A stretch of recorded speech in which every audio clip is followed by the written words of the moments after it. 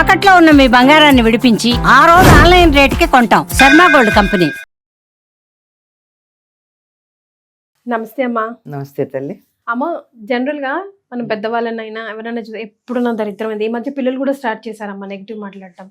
నా దరిద్రం ఎప్పుడు ఇంతే, ఏది నాకు కలిసి రాదు, మిస్ అయిపోయాను అని ఒక నెగిటివ్ తోనే మనము ఆ పనినో లేకపోతే మన ఆలోచనలో మొదలు పెడతా ఉంటాం.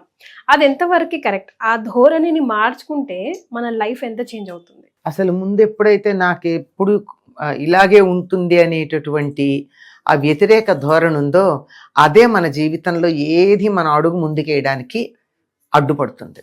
అసలు అది ఎంతగా అయిపోయిందంటే మీరెక్కడో నెగిటివిటీ గురించి మాట్లాడుతున్నారు, నా దరిద్రం ఇలాంటి మాటలు కాదు. అసలు మామూలు మాటల్లో కూడా ఎవరైనా ఏమని మొదలు పెడతారు, నేను ఏదన్నా చెప్పాను అనుకో అది కాదు అంటారు. నేను వెంటనే ఆపుతా, ఏది అవునో చెప్పి తర్వాత మాట్లాడమని. అవునే, అది కాదులే అని అంటూ ఉంటాము. అది కాదు అన్నది ఎందుకు ఉండాలి, అది సరే అని ఎందుకనవు? అంటే మనసులో ఆల్రెడీ నెగిటివ్ థింకింగ్ ఎంత బాగా మనలో నరాన జీర్ణించుకుపోయిందంటే దేన్ని కూడా మనం సానుకూలంగా చూడట్లేదు. ప్రతికూల దృక్పథం ఉంది మనకి. మనసులో ఆ నెగిటివ్ యాటిట్యూడ్ అన్నది స్థిరపడిపోయింది.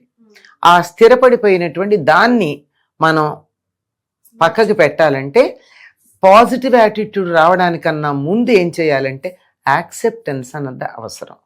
ఉన్నదాన్ని ఉన్నట్టుగా స్వీకరించగలగడం. మనం అసలు ఉన్నదాన్ని ఉన్నట్టుగా పొరపాటును కూడా స్వీకరించమమ్మా. ప్రతి దాన్ని అది కాదంటాం. ఇట్లా కాకుండా ఇంకేదో కావాలి, నీకు ఉన్నది నచ్చదు, నీకేం కావాలో నీకు తెలియదు. ఈ రెండింటికి మధ్య ఉండేటటువంటి క్లాష్ వల్ల వస్తుంది. ముందు జీవితంలో బాగుపడాలంటే మొట్టమొదట మీరు అలవాటు చేసుకోవాల్సింది అది కాదు అనడం మానేయండి. ఎస్. సో మనం ఆధ్యాత్మికంగా మన మనసుని ఎట్లా మళ్ళించుకుంటే ఇలాంటి నెగిటివ్ ఫీలింగ్స్ నుంచి ఆధ్యాత్మికం దాకా వెళ్ళక్కర్లేదు, మన నిత్య జీవితంలో చేసుకుంటే అది ఆధ్యాత్మికత. ఆధ్యాత్మికత అంటే వెళ్ళిపోయి రోజు ఒక గంట ముక్కు మూసుకుని కూర్చుని జపం చేసి పూజ చేసి ఇదంతా తర్వాత మాట. ముందు నిత్య జీవితంలో ఆధ్యాత్మికతను అలవాటు చేసుకోండి. పాజిటివ్గా ఉండడం నేర్చుకోండి. అంతా బాగానే ఉంది అని అనుకోవడం ఎందుకు నేర్చుకోరు? ఉన్నదాన్ని ఉన్నట్టుగా ఎందుకు స్వీకరించరు? ఉన్నది పనికిరాదనే అభిప్రాయం ఉంది కానీ ఇంకా ఏది కావాలో, ఇది ఎలా మెరుగుపరచాలో తెలియకుండా ఉంటుంది. కనుక ముందు ఉండవలసింది ఏమిటంటే ఇది ఏదైతే ఉందో అది నాకు కాదు అనేటటువంటి నెగిటివ్ యాటిట్యూడ్, ప్రతికూల భావధోరణి, దాన్ని పక్కకు పెట్టుకుని ఉన్నదాన్ని ఉన్నట్టుగా అంగీకరించడం మొదలు పెడితే కావాల్సిందేదో అప్పుడు వస్తుంది. అంతే, నాకు లేదు లేదు లేదు అని అనకూడదు. అనగా అనగా అదే స్థిరపడిపోతుంది. దేన్ని మనం అంటూ ఉంటామో అది మనకి స్థిరం అవుతుంది. ఇప్పుడు జపం చేసాం అనుకోండి, మీరు ఆధ్యాత్మికం అన్నారు, రామ రామ రామ అంటే రాముడు వస్తాడు, లేదు లేదు లేదు అంటే లేదు వచ్చి కూర్చుంటుంది, ఏదంటే అదే ఫిక్స్ అవుతుంది. Already you have fixed it. మాటల్లో రోజు రోజుకి దాన్ని కాంక్రిటైజ్ చేస్తున్నారు ఫిక్స్ అయిన దాన్ని. అందువల్ల అసలు అలా అవద్దు. అంతా బాగానే ఉంటుంది అనుకుందాం, ఎందుకు బాగుండదు? మీరు లేదు దరిద్రం అని అనుకునే బదులు దానిని అనుకూలంగా ఎందుకు ఆలోచించలేకపోయారు? మనం వెళ్తున్నాం, ఏదో చిన్న ఇబ్బంది కలిగింది, ట్రైను మనం లేట్ వెళ్ళి మిస్ అయ్యాము, నా దరిద్రం ఇంతే అనుకునే బదులు ఎందుకు మిస్ అయ్యాము అని ఆలోచిస్తే ఓ గంటకో 2 గంటలకో మన నిజంగా భగవంతుడి మీద నమ్మకం ఉన్నవాళ్ళం అయితే తెలుస్తుంది ఆ ట్రైన్కి యాక్సిడెంట్ అయిందని. అదే, కానీ మనం ఉల్టానే చేస్తాం. దేవుడు ఎప్పుడు నాకు సపోర్ట్ చేయడు, ఇచ్చిన వాళ్ళకే అన్ని ఇస్తూ ఉంటాడు, ఇవ్వని వాళ్ళకి ఏమి ఇవ్వడు, ఎప్పుడు పరీక్ష నాకే, అలా అనుకుంటూ ఉంటాం. పరీక్ష నువ్వెందుకు అనుకుంటున్నావు? నీకు తగింది నీకు ఇచ్చాడని. ఇచ్చిన వాళ్ళకి ఇచ్చారంటే వాళ్ళు ఎంత కష్టపడ్డారో ఆలోచించక్కర్లేదా?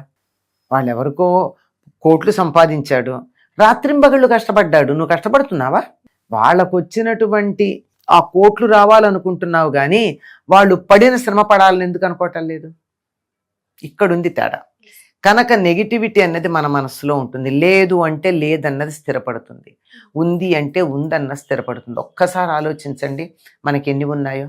అంటే మన దగ్గర ఉన్నవి let us look after, and మన దగ్గర ఉన్న వాటిని ఆలోచిస్తే లేనిది ఎంత తక్కువ మనకు అర్థమవుతుంది. మనకి లేని వాళ్ళ గురించి మనకి లేదు లేదు అని అనుకుంటున్నాం కదా, దానికన్నా తక్కువ వాళ్ళ గురించి ఒక్కసారి ఒక్క క్షణం ఆలోచించండి. అంటే అలా పోల్చుకోవడం ఎప్పుడు పెద్దవాళ్ళతోనే పోల్చుకోవాలి, మనకన్నా పైన ఉన్న వాళ్ళతోనే పోల్చుకోవాలి, తక్కువ వాళ్ళతో పోల్చుకోకూడదు. ఇవన్నీ బాగానే ఉన్నాయి కానీ నాకున్నది చాలదు అనుకునే సందర్భంలో చెప్తాను. ఇప్పుడైతే అట్లా అక్కర్లేదు. ఇప్పుడు లేకపోవడానికి ఏం తక్కువైందని అనుకుంటున్నారు? వాళ్ళకి 2 కార్లు ఉంటే నాకు 1 కారే ఉందని ఏడవలసిన పని ఏముంది? 1 కారు లేని వాడి గురించి ఆలోచించు, కనీసం సైకిల్ కూడా లేని వాడి గురించి ఆలోచించు. నేను వాళ్ళతో పోల్చుకోను, వాళ్ళతో నువ్వు పోల్చుకోకపోతే అవతల 2 కార్లు ఉన్న వాళ్ళతో ఎందుకు పోల్చుకుంటున్నావు? అసలు పోల్చుకోకు. నీకున్న దాని గురించి నువ్వు సంతృప్తి చెందు. ఉన్నవేవో లెక్క పెట్టుకుంటే లేనివి 1% కూడా ఉండదమ్మా. 99% ఉన్నాయి మన దగ్గర. లేని ఒక్కదాని గురించి ఎందుకు బాధపడతావు? ఉన్న వాటిని వినియోగించుకుంటే లేనిది కూడా రావచ్చు. లేదు లేదు అని కూర్చున్నప్పుడు పని జరగదు. నేను చేసుకుంటే ఇవాళ పని జరగదు. మీరు ఇందాక అన్నారే నా దరిద్రం ఇలాగే ఉంటుంది, అది నా దరిద్రం ఇలాగే ఉంటుంది అనుకుంటే దరిద్రమే ఫిక్స్ అవుతుంది. ముందే మేనిఫెస్ట్ చేసేసావు కదా. చేసేసాం, అయిపోయింది. అంచేత అట్లా కాదు. ఒకవేళ దరిద్రమే వచ్చిందనుకో, దరిద్రాన్ని నేను భాగ్యంగా మార్చుకుంటాను. మార్చుకోలేరా? ఎంతమంది మహానుభావుల్ని చూడండి. స్వతంత్రోద్యమ సమయంలో జైళ్ళకి వెళ్ళారు.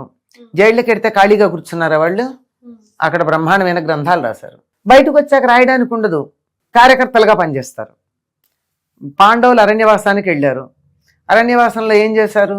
ఋష్యాశ్రమాలకు వెళ్ళారు. ధర్మరాజు తనకున్న సందేహాలు తీర్చుకున్నాడు. అర్జునుడు వెళ్ళి అస్త్రాలు సంపాదించుకొచ్చాడు. మరి అవునా కదా?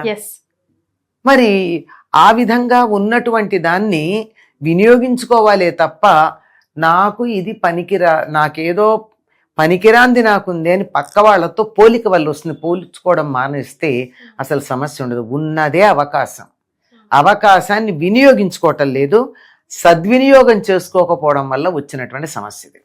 So everything is here and here అంటారు. అంతే. హియర్ పర్వాలా, ఇది బానే ఉంటుంది, ఇక్కడే వస్తుంది. సమస్యలు సృష్టించేది ఇది, పరిష్కరించేది ఇది. Right. Thank you so much అమ్మా. నమస్తే అమ్మా.